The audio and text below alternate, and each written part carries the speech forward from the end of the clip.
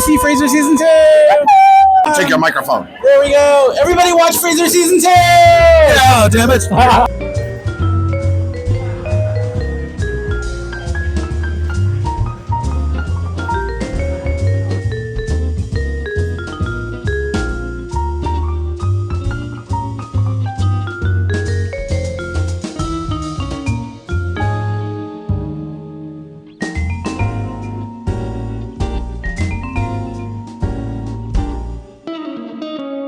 Thanks for chatting with me. Appreciate it. Welcome back to Toronto. Thank you so much. Happy to be here. Thank you. So walk us through your journey, TIFF Rising Star 2018 to where you are today. How important was it to have that platform?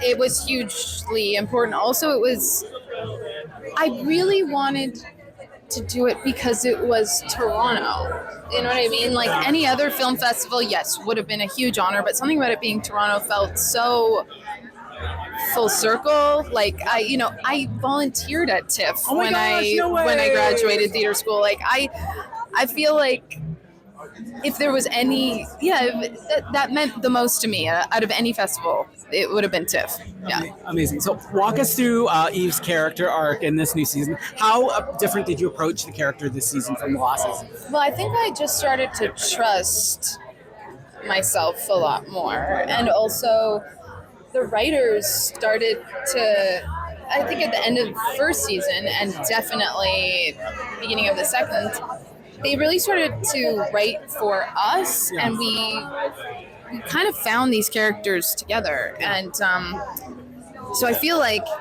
I approached her by just, I don't know, trusting, not second guessing all the time. It's really hard when you're starting a new show, especially a revival of something.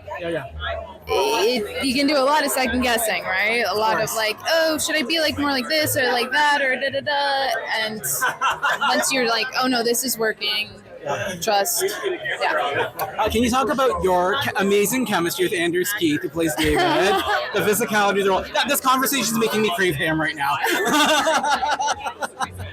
Oh my god! You want to know what that ham was? It was vegan bologna because I'm a vegetarian. So you were actually eating? Of course, yeah, it would have had to be. Was it good? I was getting hungry watching it. All right, okay.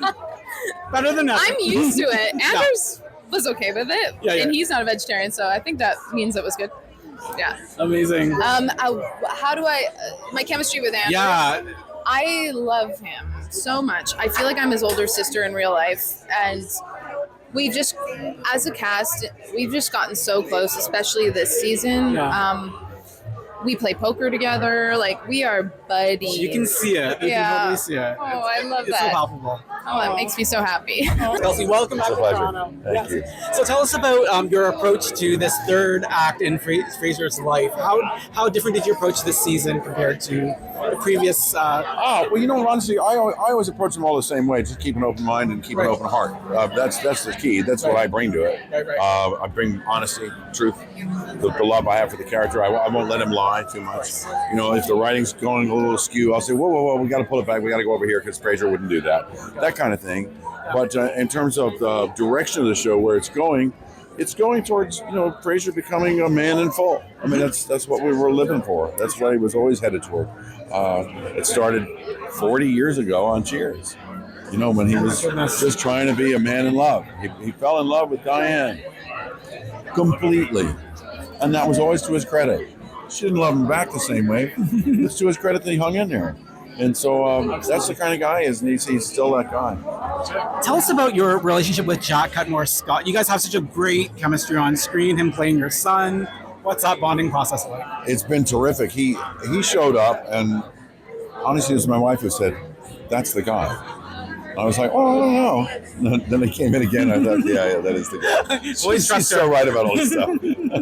That's amazing. And so, with this being this series being streamed versus the previous iterations of the show being on weekly broadcasts, do you approach that part any differently? Well, this is a fascinating thing. It's something that maybe people need to kind of understand about what streaming possibilities are. Yeah. On network, we do 21 and a half minutes. Yes. On streaming, we do 28. We do 34. We do 27. Yes. Sometimes 26. somewhere in the sweet spot is Right. well past 21 and a half. Right. And so the structure of the show gets to shift. It's a little more surprising. It's a little more unpredictable. And it can marinate a little bit longer. A laugh can marinate a little longer. That's right. And it's a great luxury. I swear to God, people are getting much more entertainment if they'll watch the streaming. We're going to try and stick a couple on CBS, I think, a little bit later this year, so people can get a taste of it on regular network. But we got to cut them. Yeah. And it's not as good. So it's a better show on streaming than it used to be. I would agree. Welcome to the beautiful Blue Bell Theater in downtown Toronto. Are we excited, guys? Yeah. Originally from Winnipeg, but Toronto's own Jess Salgueiro.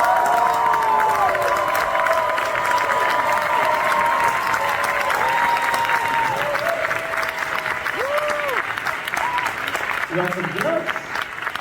What's up? What's six?